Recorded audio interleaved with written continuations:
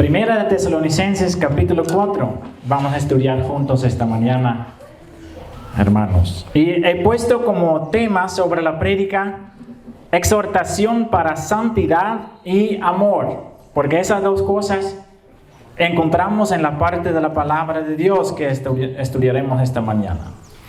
Entonces, el tema exhortación para santidad y amor. Primera de Tesalonicenses 4, versículo 1 al 12. Hermanos, nos encontramos en una carta que fue escrita por Pablo a la ciudad de Tesalónica, o mejor dicho, a un grupo de cristianos, un grupo pequeño de cristianos que vivían en esta ciudad y que formaban juntos una iglesia. No tenían edificio, sino que ellos tenían sus reuniones juntos adorando a Dios, porque para ser iglesia no necesita un edificio. Lo que necesita es un grupo de cristianos que tiene el Espíritu Santo en su corazón. Eso es una iglesia. Y entonces ellos están juntos buscando la voluntad de Dios. Y eso no es fácil para ellos, ¿por qué no? Lo explico. Sabemos que Pablo estaba viajando por todo el mundo predicando la palabra de Dios. Y cuando él estaba predicando, vino a una ciudad predicando. Y a veces él quedó un tiempo, pero en la mayoría de los casos, él solo quedó poco tiempo. Y sabemos de la palabra de Dios que él entonces una vez también vino a la ciudad de Tesalónica y en esta ciudad estaba predicando, pero muy poco tiempo porque la gente de ahí no lo quería. Lo votaron. Eso leemos, por ejemplo, en Hechos 17, versículos 1 y 11. Ahí leemos la historia como Pablo entró a esa ciudad, empezó a compartir el evangelio. Y leemos en esa parte de la palabra de Dios que él empezó a predicar a los judíos en esta ciudad. Siempre Pablo empezó así su obra misionera. Cuando él llegó a una ciudad, empezó a predicar el evangelio en la casa de adoración de los judíos, que se llama una sinagoga. Así también en Tesalónica. Y él estaba entonces unas semanas explicando y predicando la palabra de Dios, y unas personas de ese grupo de los judíos empezaron a creer en él, pero no solo judíos, sino también unos griegos. Y también unas mujeres importantes de esa ciudad. Y para los judíos religiosos, o la mayoría de ellos, a ellos no les gustaron eso. Y entonces, ¿qué pasó? Eso causó un enojo en el corazón de los judíos, y los judíos entonces, ellos causaron una revuelta en la ciudad, diciendo, ahora hay en nuestra ciudad unas personas rebeldes que quieren causar problemas. Y toda la ciudad entonces se puso en contra de ellos y lo estaban buscando en una casa de una persona que se llama Jason, pero no lo pudieron encontrar a Pablo ni a sus servidores. Pero entonces después de eso, Pablo y sus servidores tenían que salir de la ciudad. Entonces, muy poco tiempo, probablemente solo unas semanas, estaban evangelizando en esta ciudad. Unas semanas, nada más. Y aunque había mucha oposición, mucha enemistad, había un grupo de creyentes en ese lugar. Empezó una iglesia nueva. Y ahora hay que saber, hermanos, que para ellos solo recibieron unas semanas de enseñanzas, ¿verdad? Unas semanas. Y en ese tiempo no había una Biblia, no había un Nuevo Testamento. Entonces ellos solo recibieron las enseñanzas de Pablo estas semanas, y de ahí empezaron a hacer iglesias pensando en las enseñanzas que Pablo les dio. Nada más tenían. Nosotros somos muy favorecidos tener una Biblia, ¿verdad? Que contiene todas las enseñanzas de Dios. Todas las enseñanzas de Dios que necesitamos para la salvación y para nuestra vida espiritual. Pero ellos no lo tenían. Y entonces, ustedes pueden imaginar que juntos tenían que buscar. Ahora somos cristianos, pero ¿qué nos está pidiendo Dios? ¿Qué es la voluntad de Dios? Bueno, como creyentes, ellos tenían el Espíritu Santo en sus corazones y el Espíritu Santo también los estaba guiando. Pero ellos necesitaban más. Y por eso Pablo, que siguió su viaje, creo que desde Corintios, escribió una carta a la iglesia de Tesalónica. Y lo que es especial a esta carta es que es la primera carta de Pablo que escribió en una iglesia. La primera carta de Pablo que escribió en una iglesia. Sabemos que en la Biblia hay muchas cartas de Pablo a diferentes iglesias, pero esta es la primera. Con esta él empezó a escribir cartas a iglesias. Y entonces él escribe esa carta y en esa carta podemos leer que Pablo está consolando a los cristianos porque esos cristianos sufrieron mucha persecución. Porque esos judíos que querían dañar a Pablo y a Silas, con que estaba en este lugar, y Timoteo, ellos siguieron a amenazar y a dañar a los cristianos que quedaron en la ciudad, porque ellos querían expulsar a los cristianos. Y entonces Pablo escribió esa carta para animar a los creyentes, para consolar a los creyentes y también para exhortar y para corregir a los creyentes. Porque siempre necesitamos ser corregidos, ¿verdad? Ellos también, como nosotros. Siempre hay cosas en nuestra vida espiritual en que necesitamos más conocimiento, en que necesitamos más arrepentimiento, en que necesitamos más correcciones para andar recto en los caminos de Dios.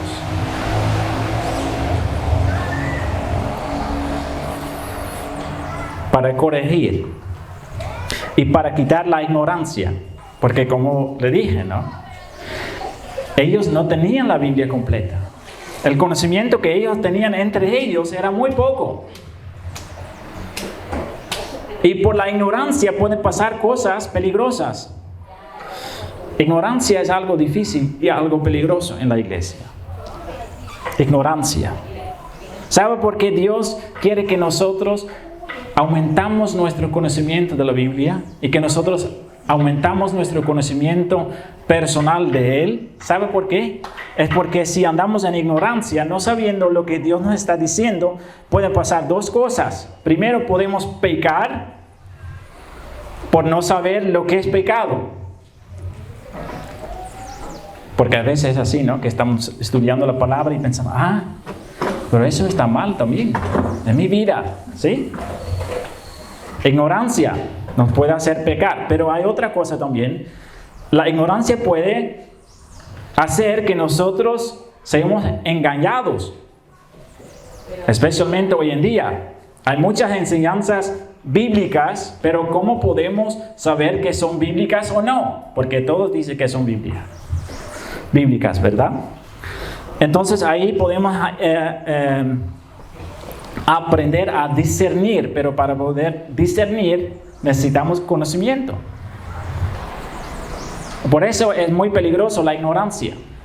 Si somos ignorantes, significa que podemos pecar sin saber lo que estamos haciendo o podemos ser engañados. Y entonces, para Pablo es muy importante eso, por eso está escribiendo esa carta, para que aumenta el conocimiento de esas personas, para que aumenta el conocimiento de esos cristianos que recién comenzaron a andar en los caminos de Dios. Y hay que saber que esa ciudad de Tesalónica era una ciudad muy pecaminosa. Era una ciudad que no temaba a Dios. Ellos estaban adorando a los dioses de los griegos y de los romanos. Y esos dioses de los griegos y de los romanos, en muchos casos, eran muy perversos. Por eso en esa ciudad había mucha impureza sexual, muchos problemas en esa área. Una ciudad muy problemática en ese sentido. ¿Por qué? Porque nunca han conocido a Dios. Pablo vino por primera vez predicando el Evangelio, pero por primera vez. Y entonces esos cristianos están en medio de una ciudad que no sirve a Dios, que sirve a los ídolos, a los dioses de los griegos y de los romanos. Y entonces Pablo es como, en esta carta podemos ver a Pablo como un padre orgulloso. ¿Por qué? Porque Pablo está muy contento sobre el crecimiento espiritual de esa iglesia. Aunque no tenían una Biblia, aunque no tenían mucho conocimiento, ellos sí estaban creciendo espiritualmente, como sus hijos espirituales. Y entonces por eso se muestra como un padre orgulloso. Pero aunque él siente eso en su corazón, todavía sabe que ellos tienen que crecer más. Eso es muy importante. Nunca tenemos que estar contentos con el nivel de nuestra vida espiritual. Entonces nunca podemos decir, ay, ahora soy una persona bien espiritual, mira lo que hago, oro y leo tanto la Biblia. Y nunca tenemos que ser así. Siempre hay cosas en que tenemos que crecer, siempre. Y entonces si usted llega a un momento en que dice, ya no sé en qué crecer más, dobla sus rodillas y pida a Dios para mostrarle en cuáles cosas puede crecer más. Esa iglesia, de lo que Pablo está escribiendo en su carta, puede crecer en dos temas específicos: la santidad y amor. Eso lo muestra Pablo en ese capítulo 4, en el versículo 1 al 12. Y entonces, ¿qué dice el versículo 1? Ahí dice Pablo, por lo demás, hermanos, os rogamos y exhortamos en el Señor Jesús, de que la manera en que aprendisteis de nosotros, cómo os conviene conduciros y agradar a Dios, así abundéis más y más. Es fuerte la palabra que Pablo usa al inicio. Él dice, rogamos y exhortamos. Si nosotros rogamos algo, significa que es una necesidad grande, ¿verdad? Si alguien viene a nosotros rogando por algo, significa que él tiene una necesidad grande, que es algo muy importante para esa persona, ¿verdad? Pablo dice, yo ruego y exhorto. Entonces es tan importante lo que Pablo va a decir. Él dice que en el Señor Jesús, él quiere decir que no está pidiendo cosas por sí mismo, no está pidiendo cosas que necesariamente solo son importantes para él, sino que él lo hace en el nombre de Jesús, representando a Jesús, podemos decir. Él dice entonces, en el nombre del Señor Jesús, los ruego. Entonces es algo importante lo que va a decir, lo que es importante para Jesús. No es importante solamente para Pablo. Es mucha importancia. Y entonces, ¿en qué quiere Pablo poner la énfasis en la importancia? Él dice, es muy importante que ustedes abundan en una conducta de la vida que agrada a Dios. Hermanos, ¿sabe que el propósito más importante de nuestra vida? Creo que hace 2 o 3 semanas lo estudiamos también un ratito con las preguntas del catequismo de la Nueva Ciudad.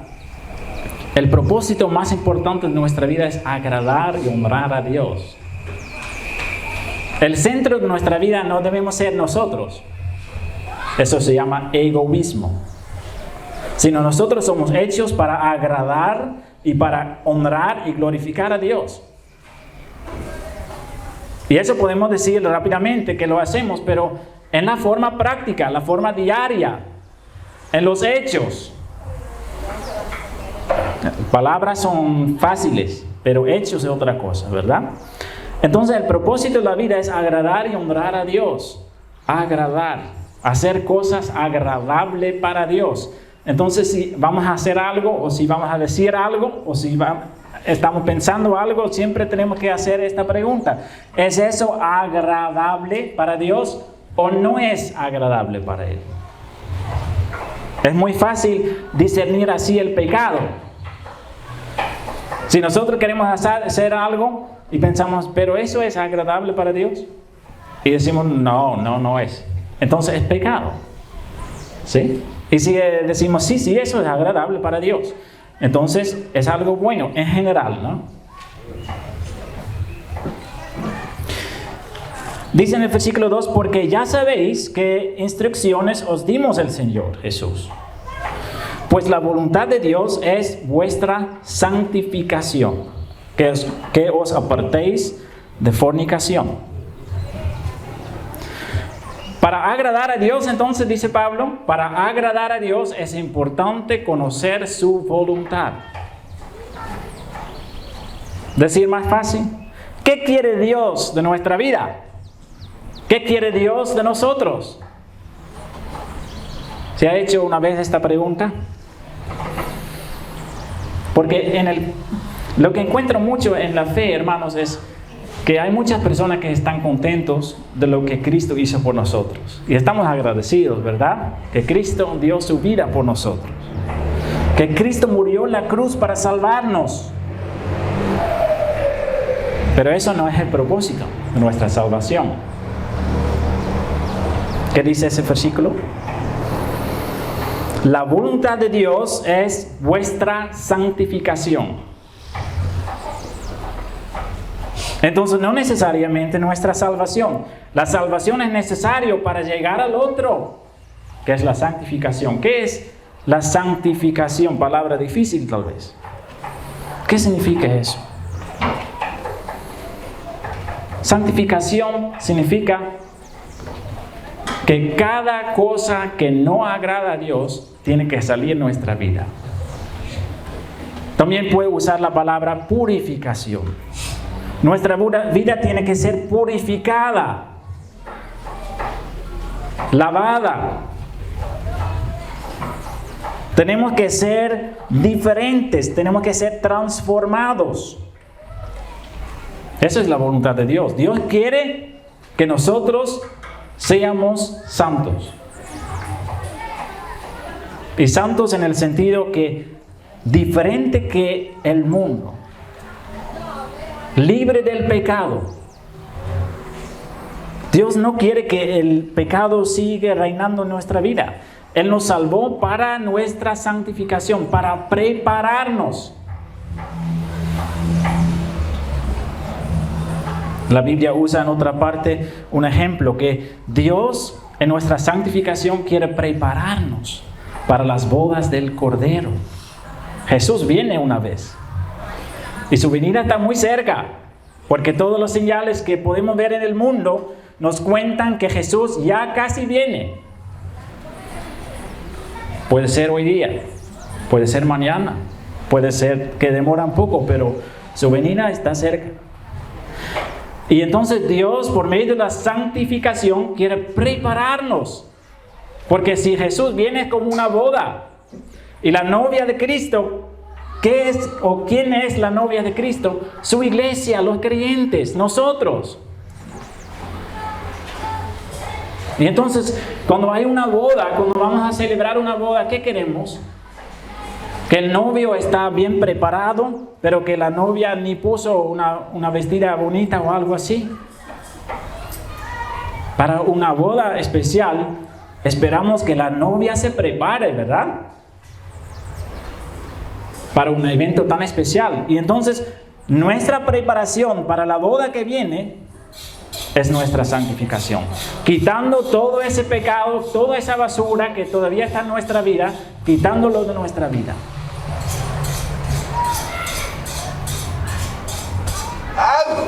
Dice Pablo, ustedes ya saben las instrucciones del Señor Jesús.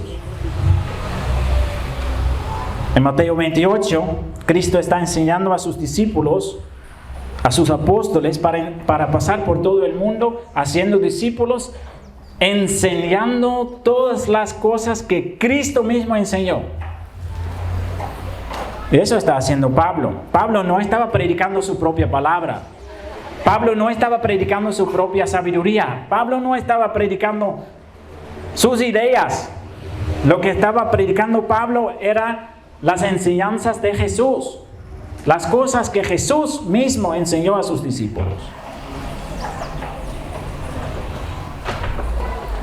Y entonces una de esas cosas es apartándose de la maldad y del pecado más y más.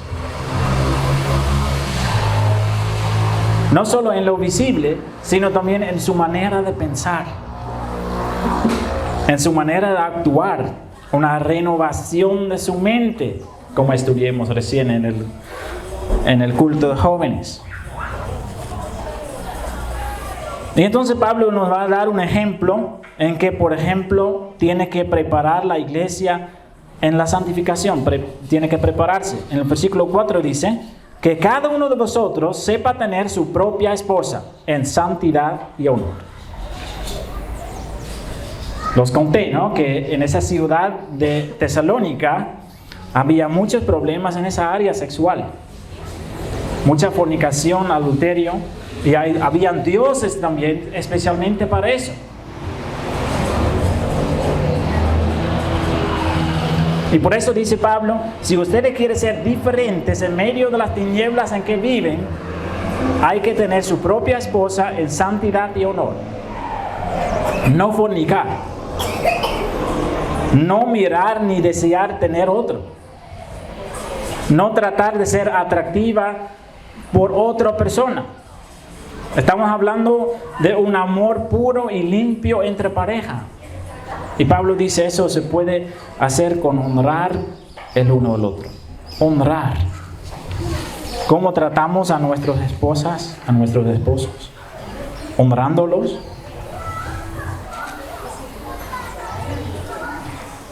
Versículo 5 dice, no en pasión de concupiscencia, como los gentiles que no conocen a Dios.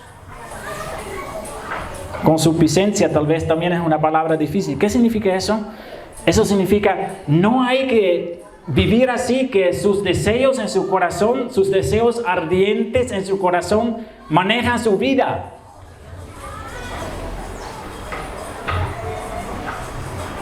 Eso es algo importante para nuestro tiempo también, hermanos. ¿Cuántas personas hoy en día siguen solamente los deseos de su corazón? Si nosotros perdimos la Biblia como la dirección de nuestra vida, ¿qué vamos a seguir? Los deseos de nuestro corazón. Y los deseos de nuestro corazón son malos. Y deseos son fuertes. Los deseos de nuestro corazón pueden dominar nuestra vida. ¿Verdad? Todos sabemos que, por ejemplo, si miramos a un joven que está enamorado, puede hacer cosas locas, ¿verdad? ¿Por qué? Porque los deseos dominan su vida, los deseos de su corazón. Pero lo que vale para un niño también puede ser en un adulto. ¿Qué domina nuestra vida? ¿Qué maneja nuestra vida? Los deseos de nuestro corazón, lo que queremos tener, lo que queremos sentir, lo que queremos experimentar. ¿O estamos buscando la voluntad de Dios y agradar a Dios?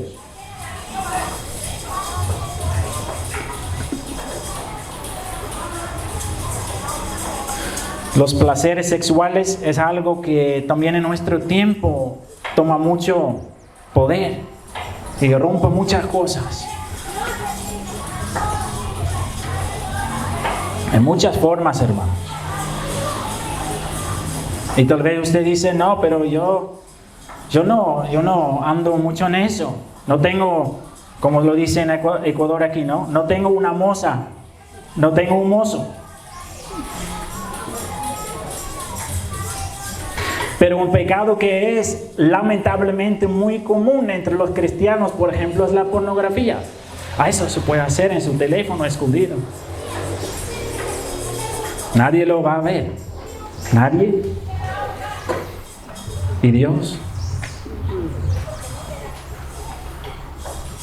Y la pornografía es algo muy poderosa, una arma muy poderosa de Satanás, porque la pornografía daña la pureza, daña su relación y daña su comunión con Dios. Triple efecto tiene en la vida de los creyentes. Y eso hace que los deseos de su corazón crece y van a dominar su vida.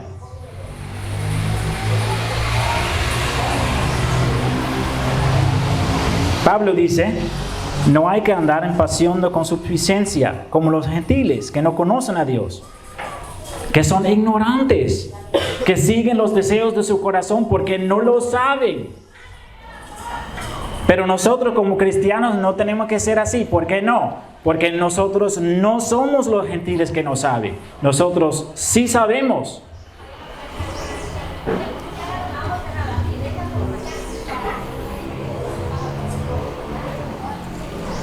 Somos llamados a ser diferentes.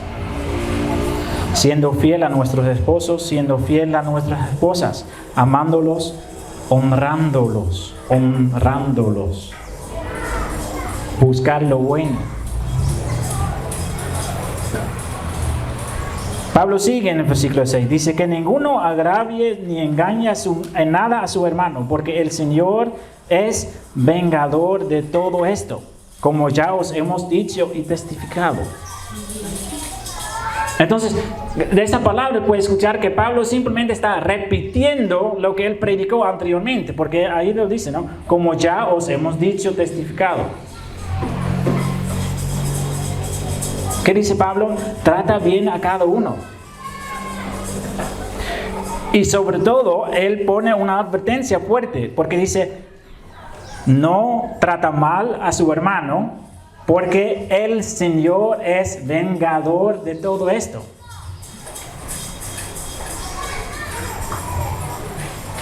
Eso hoy en día no se escucha mucho en la iglesia, ¿verdad? Se habla mucho de un Dios de amor, mucha compasión, mucha comprensión con nuestras debilidades, pero hablando de un Señor que es vengador, que viene para la venganza. Está hablando sobre un hermano, ¿no? Porque ¿qué es el problema? Es que cuando nosotros cometemos el error, hermanos, de hacer daño a otro hermano cristiano, si hacemos daño a otro hermano cristiano, ¿sí? ¿Qué consecuencia tiene eso? Hay que saber que, como es en la vida diaria, voy a dar un ejemplo. Si un hijo viene a su casa, un hijo bueno, y dice a su papá, papá, tal y tal persona me hizo daño de una forma terrible. ¿Qué hace ese padre? Un padre bueno, ¿no? Un padre bueno va a esa persona, ¿verdad? Y va a defender a su hijo. De una forma cristiana, por supuesto. Si nosotros tocamos a los hijos de Dios, hermanos, viene Dios para la venganza. Porque Dios defiende a sus hijos.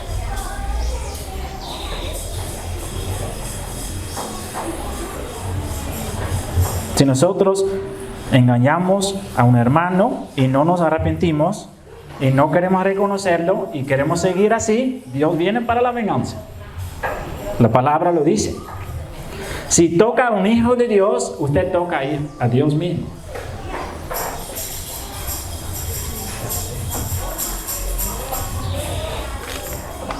Que ninguno agravie ni engañe en nada a su hermano, porque el Señor es vengador.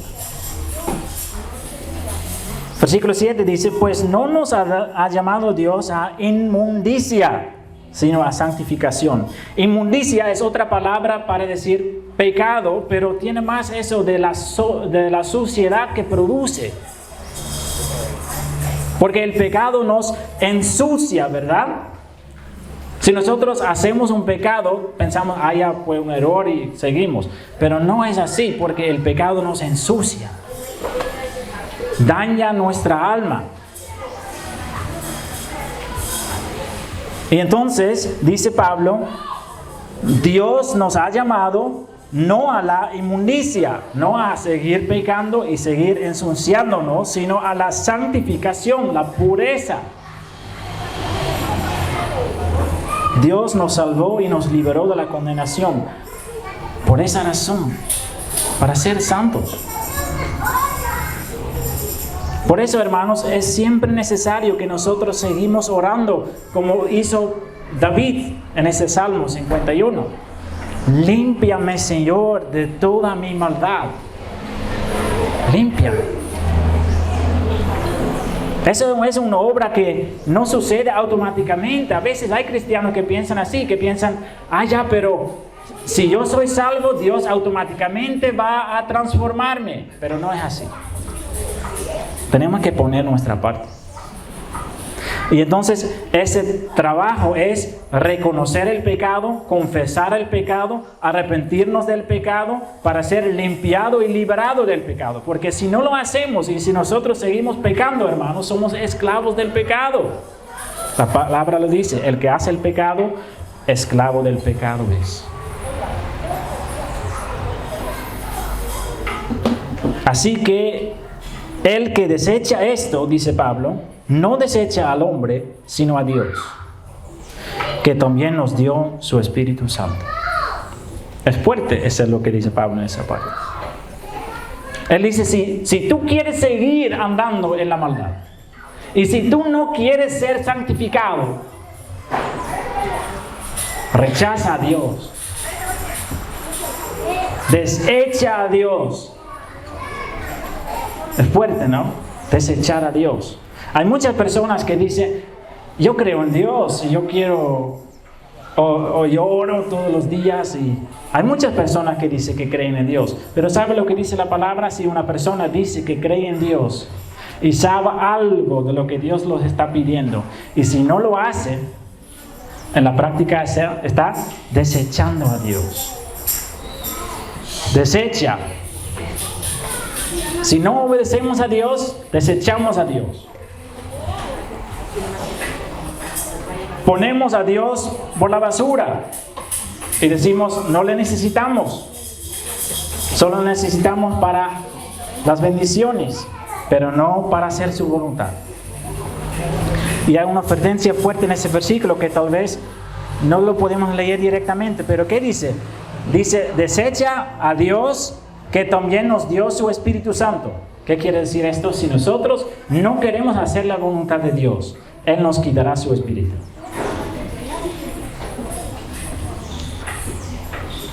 En Salmo 51, otra vez, David está confesando un pecado. Él cometió adulterio. Y está confesando a Dios su pecado. Y él dice en el versículo Salmo 51, versículo 11, no me eches delante de ti y no quites de mí tu Santo Espíritu. Él sabía que estaba jugando con eso.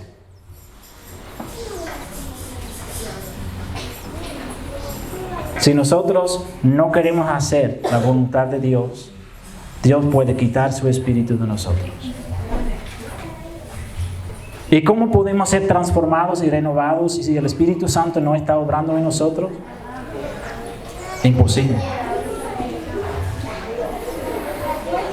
Con nuestro pecado, con nuestra impureza y seguir en eso sabiendo que tenemos que cambiar, se apaga el Espíritu. Y si eso sucede en la iglesia en general, se enfría la iglesia y la iglesia muere. Por eso es muy importante cuidarnos espiritualmente en ese sentido.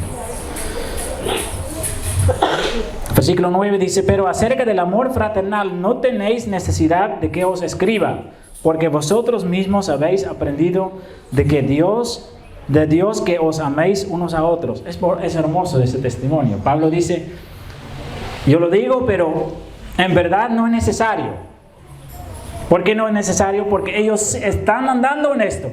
Ellos practican el amor entre ellos. Es hermoso, ¿no? La iglesia en ese sentido estaba andando bien. Pablo dice, yo lo voy a decir, pero en verdad no es necesario, porque sí andan bien en eso.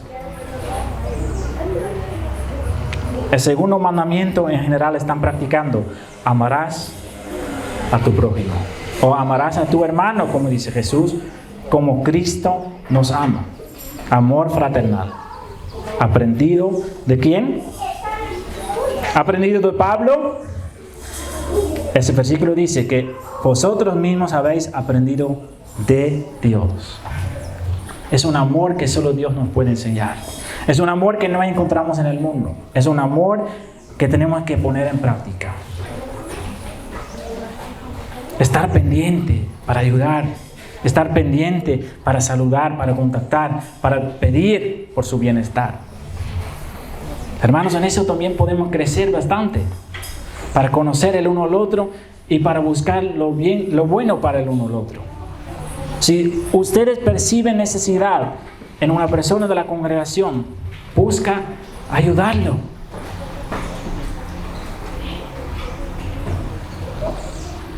El testimonio de esa iglesia estaba andando por muchas partes, porque dice en el versículo 10, y también lo hacéis así con todos los hermanos que están por toda Macedonia. Entonces, no solo estaban pensando en sí mismos, no solo estaban pensando, ya es una persona de nuestra iglesia, entonces lo vamos a ayudar. Ellos estaban ayudando en general, ayudando a muchos.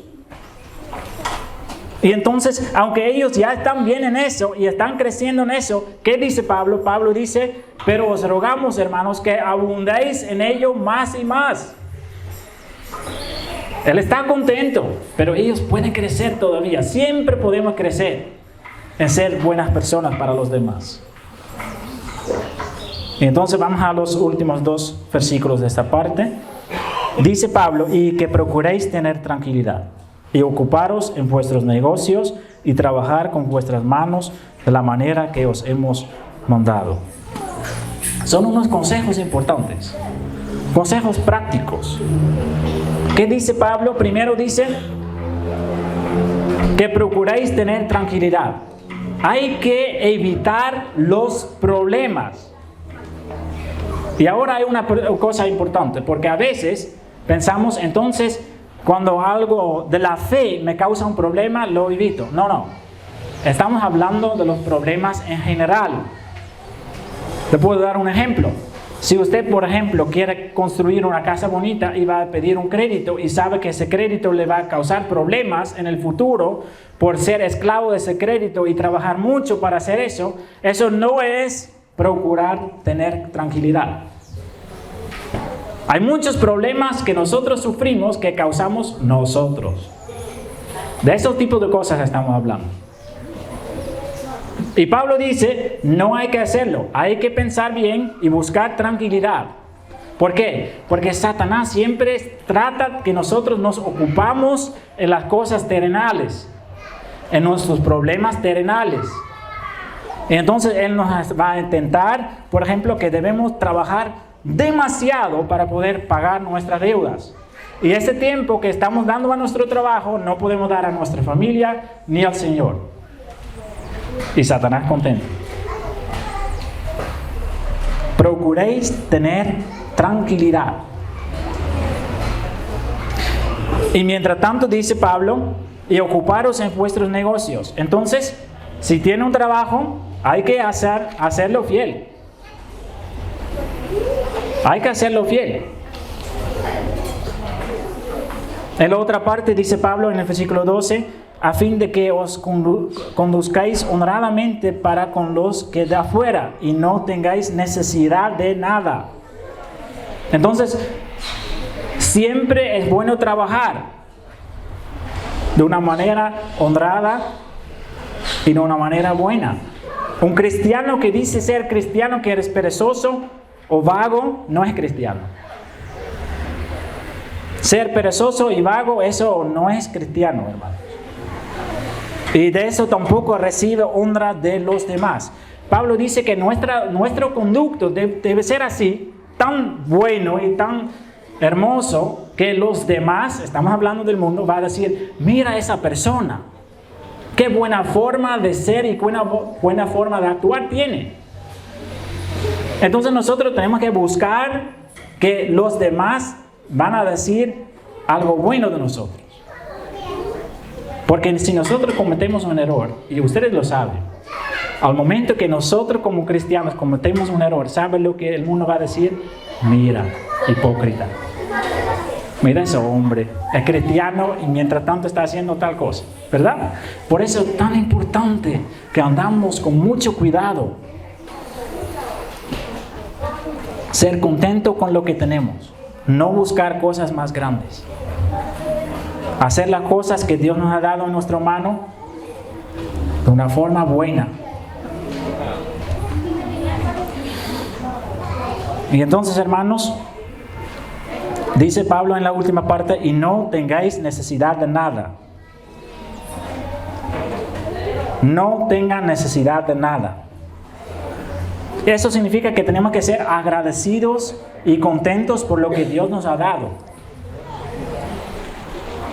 Dios tiene muchas promesas en su palabra que Él nos va a dar lo que necesitamos para la vida diaria. Muchas promesas. Y a veces hay personas que dicen, pero ¿por qué tengo que hacer tanto esfuerzo para poder recibir lo que necesito para sobrevivir? Hay dos respuestas. Puede ser que Dios está probando su fe en Él, pero la otra respuesta también es que a veces cometemos errores y esperamos que Dios va a solucionar todo eso. Pero así no funciona. Si tenemos dificultades por nuestros errores, no podemos esperar que Dios todo eso va a solucionar. Él sí puede ayudarnos, pero no siempre soluciona todos nuestros errores del pasado. Entonces, es muy necesario que somos contentos por lo que tenemos para que nosotros no tengamos necesidad. ¿Sí entienden eso?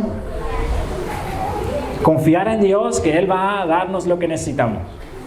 Trabajar, por supuesto, pero no buscar cosas grandes en el mundo, porque va a caer y no puede confiar en la promesa que Dios le ha dado. Anden bien. Entonces, hermanos, para terminar, porque los niños también están aquí, entonces exhortación para santidad y amor en esa parte, para nosotros, ¿sí? El título de la Reina Valera dice en esta parte, la vida que agrada a Dios. La vida que agrada a Dios. Con eso hemos empezado, ¿verdad? Tenemos que buscar esto como la meta más importante. Cambiamos la pregunta. No pensamos, ¿qué puede hacer Dios por mí? Porque eso es tener a Dios como un siervo. Sino, ¿qué puedo hacer yo para agradar a Dios? Eso es lo más importante, hermanos. Entonces, no menospreciando lo que Cristo hizo por nosotros, porque Él entregó su propia vida para que nosotros damos nuestra vida por Él. ¿Sí? En dedicación completa. Amén, hermanos.